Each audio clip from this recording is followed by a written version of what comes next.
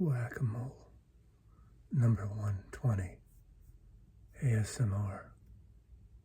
If you don't know what that means, Google it. So it's number 120, Whack-a-mole. I'll pick 5 random records and put you to sleep, baby. Relax, have that tingly feeling from your head down to your toes. Whack-a-mole, number 120, ASMR.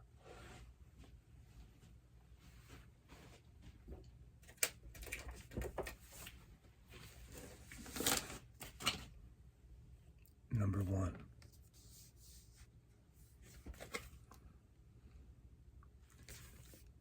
Hear my music. Jimi Hendrix. One of the post releases after the fact.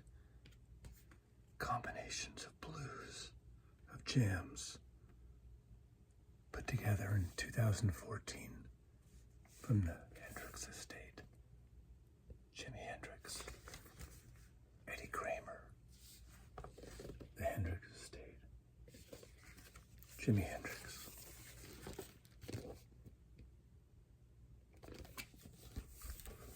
From Seattle boy, Jimi Hendrix.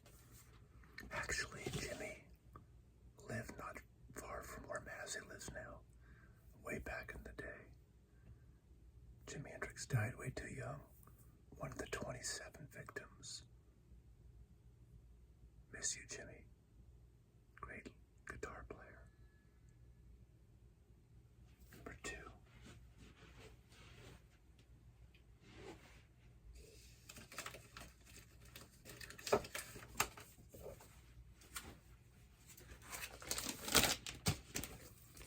The Rolling Stones, Blue and Lonesome.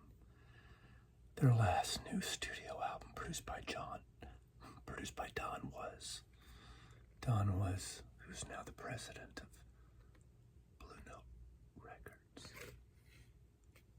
Why do you think they called it Blue and Lonesome?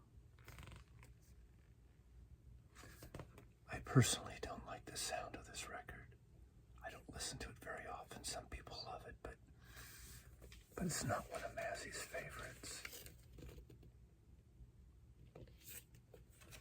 I think they're just past their peak of songwriter, so it's easier for Keith and Mick and the boys, the old men, the Men at Walkers, to do blues standards covers and use their logo.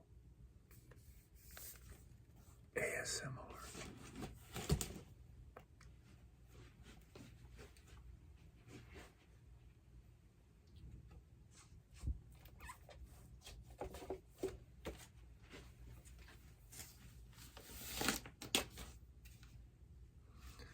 Special double album of blues by someone who is one of the great architects of blues rock of the UK, a great talent scout of young musicians, especially guitar players, John Mayall.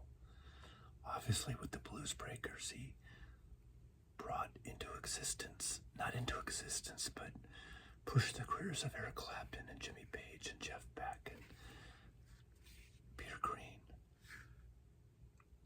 Double album. We do have Rolling Stone member Mick Taylor on here. We got Johnny Almond. We got Larry Taylor on bass. Keith Hartley on drums. Harvey Mandel, the great Harvey Mandel, whose debut, Crystal Redendum, is such a beautiful, ethereal, psychedelic masterpiece.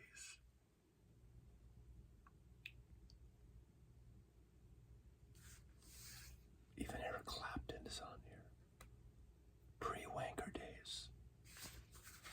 John Mayall. I love his California period. He was so entrenched in the Laurel Canyon period of the early 1970s.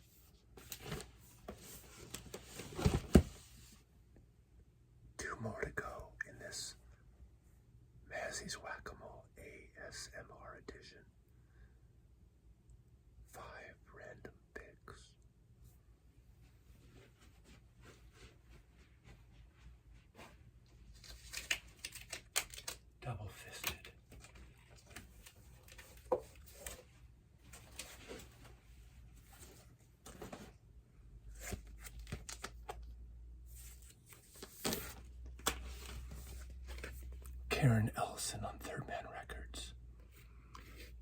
I have no idea what to say to this, about this, because I don't know it very well. Because this was sent me about 2 years ago as VCLT from, I don't even remember who. And unfortunately, I didn't put the card inside. Why is that, Massey? Massey messed up.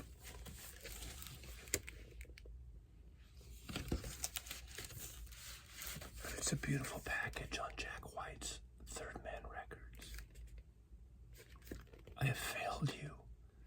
I have pulled a random record that I don't know much about. Can you ever forgive me?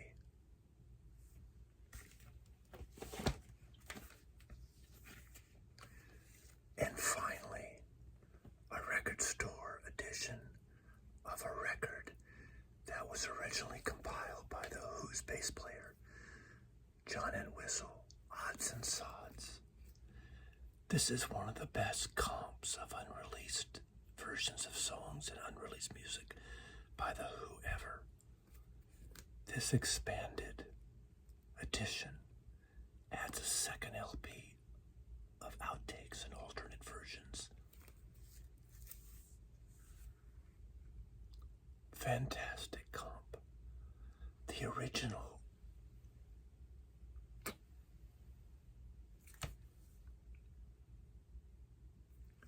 There's a version on here of Pure and Easy, and my favorite version of Pure and Easy is actually from the Pete Townsend solo album, Who Came First. I think his version is so much superior than the version with Roger Daltrey singing. I'm more partial to Pete Townsend's vocals, even though he doesn't have the gravitas and the depth of Robert Daltrey and the breadth of Roger Daltrey. I think his version is just so sexy and so beautiful. The Who, Odds and Sods. Record Store Day comp. Half-speed mastering, which is sort of a bullshit concept from Abbey Road Studios. Again, compiled by John Entwistle. Thank you for watching or listening to Mazzy on Whack-A-Mole number 120, ASMR edition. Sleep well. Namaste. Mazzy loves you.